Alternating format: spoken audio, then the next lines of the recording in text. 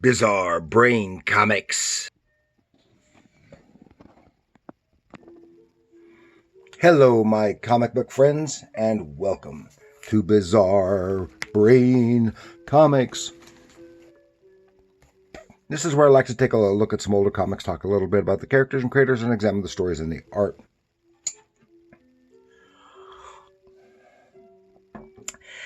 And this time, oh, she's kind of going cockeyed. I'm going to take a look at this one, which is Justice League of America, number 208 from 1982, DC Comics, of course. And this is an interesting one. This is Crisis on Earth Prime, book 3 of 5. So this was a long crossover story, and I wish I had the others. I really do. Because this is as a long crossover story featuring, of course, the Justice League of America, the Justice Society of America, and the All-Star Squadron. And presumably, it covered all three titles. Went into all three titles.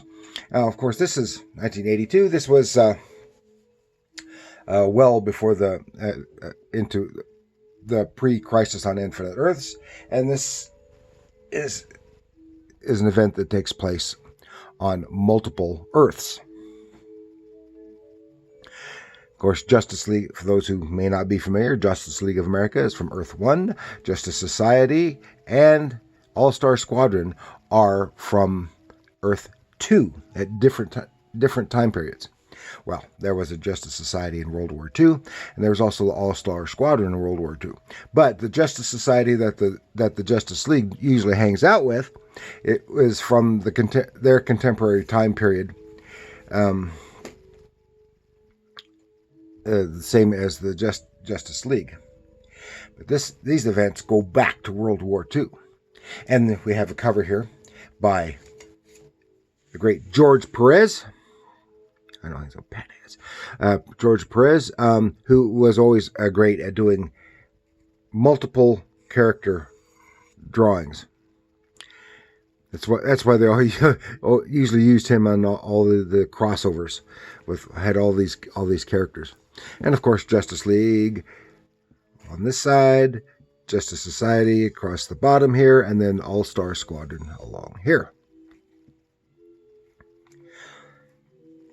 And is very intimidating. Now, there is one very interesting aspect to this particular issue, besides this story, is that it has an extra 16-page section in the middle, which is a preview story of Masters of the Universe. It's He-Man and Masters of the Universe. This was leading up to the Masters of the Universe 3-issue miniseries. And I'm not going to talk about this in this one. I want to come back and do something about that a little later. About the He-Man and all those. So this story, before we get into that, I'm always looking for new YouTube channels. Here's a new one that I just discovered, which is just comics, and that's with 2 exclamation points behind each comics. And it is looks like it's a brand new channel, only a few subscribers. And I've noticed in the last couple of years, there have been a whole bunch of new comics related YouTube channels.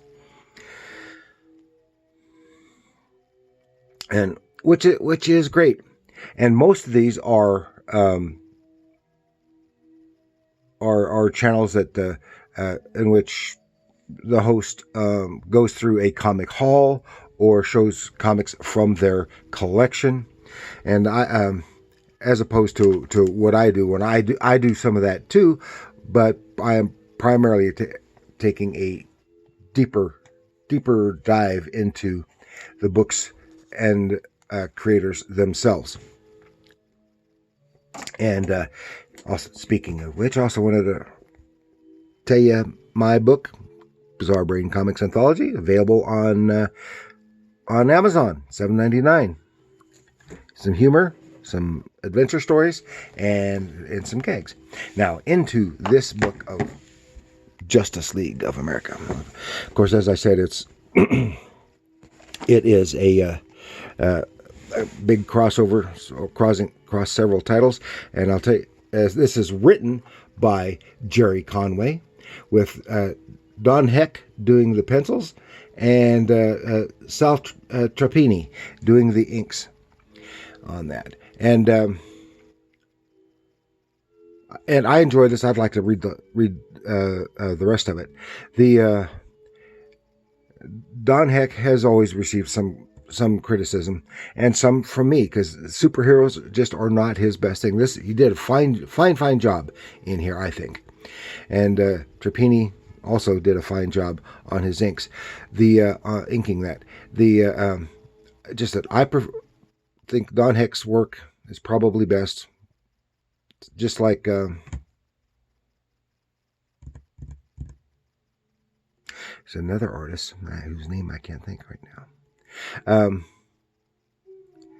who also probably does better with the westerns and war stories and the like than the superheroes. So we'll take a look in here, and it's starting off with where we've already had 2 issues into this, but something happened. There was JLA and JSA were supposed to have their usual meetup. JSA didn't show up. JLA went to go find them, and they popped into Earth 2, found the world had changed, and it was under the rule of the villain, many times villain Per Degaton. So they found out when that started, went back in time to 1942 on Earth 2. Meanwhile, the JSA, we'll find out in here, had popped into Earth Prime. Now, as I understand it, Earth Prime is supposed to be our Earth, no superheroes. And it was, we'll see in here. And this starts with the JLA in the JSA headquarters, just as the All-Star Squadron, who is like a subsidiary of the JSA, pops in, and they don't recognize each other, and they go right at it. Boom, boom. A little bit of fighting here. Aquaman against Commander Steel, yada yada. Other stuff until Soups. Here they are about ready to go head to head, and Soups gives a super yell to stop it, and Robot Man. Now remember, this is not the same Robot Man from the Doomsday Doom Patrol. That's what I was trying to say. Doom Patrol. It's not the same guy. And they kind of side together and said, "You people, stop it! You're acting like children." And they have been. But it's for some action, some conflict. Always got to have some conflict. So now they start talking and giving. This is where we get the backstory that I just mentioned. And so meanwhile, they are called to the president's office, FDR. Because remember, this is World War II, 1942. And because there's a new threat, and he wants them there. They have a videotape machine, or projector, right here. And well, what the heck? Because this is from the 1980s technology, and it is Per Degaton, and it is a live broadcast. And he said he's got a demonstration, and he's talking to the leaders of all the Axis powers, all the Allied powers, and says he's going to give a demonstration. He wants everyone to basically surrender to him, and be at such and such a place for a demonstration. So they go, and it was two-way, because he commented with talked with some of the superheroes there watching. So, and here we have the interlude, Earth Prime, 1982, and you see that it is a wasteland. Earth has been decimated, destroyed by apparently a nuclear holocaust, and they find some people who have been irradiated and mutated and are attacking them. And here we have the Masters of the Universe. Skip that. And the JSA are fighting them off, trying to not actually hurt them, but to get away. They find this one old fellow down in a tunnel,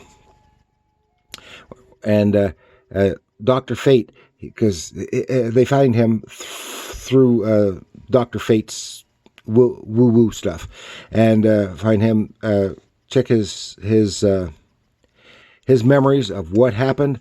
And they find out that during the Cuban Missile Crisis, 1963, things happened just as history records, except right at the end.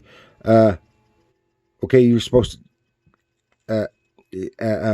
Khrushchev says, "Yeah, we were going to get our missiles out," and suddenly they're gone. The missiles are not there any longer.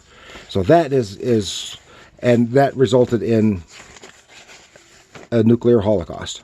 Oh my gosh, what's happening? Now we're back on Earth 2. They are at the specified spot for the demonstration, and they realize it's going to be a nuclear demonstration, but that means nothing to anyone else other than the Justice League. And they try to get the whole area cleared, and then there is the missile. It's a Russian missile coming in and detonating, and Zatanna uses her magic, and Green Lantern's not there, and try to minimize the impact, and basically contains the damage of that demonstration. And of course, they're the only ones who know about this stuff. Then they see Time Bubble, and they go to check it out. In it are the members from the JSA in the Time Bubble, and they're unconscious. They bring them to the ship, and as they're being everyone's trying to be caught up to date, so now they know where in time, where Per-Degaton got his advanced technology, where he got the nuclear weapons. And here he is right on the last page doing his monologuing to his cronies, who are just as anxious to him, because while the Axis powers and him have basically the same end goal. Per-Degaton wants to be the one on top, but I think he's willing to utilize the Axis powers against the Allies. And that is the end of this part of Master of Worlds and Time. And it's continued in All-Star Squadron 15. Ooh. I wonder if I've got that. I doubt it. But that would be cool. That would be cool. See what happens. It's I think, as I said, Don Heck, the artist, did a good job. Gerry Conway. Of course, there's just so many characters. It's hard for each one to have a little bit of time. Some did, some didn't. But that's okay. I think the story was pretty well told for the space constraints. So that's all I've got for you. Please like, share, subscribe. Have you read this entire storyline? Do you have it? What happened? Let me know. I know they win, but tell me what happened. What happened? Let me know in the comments below. And remember, people, comics are art.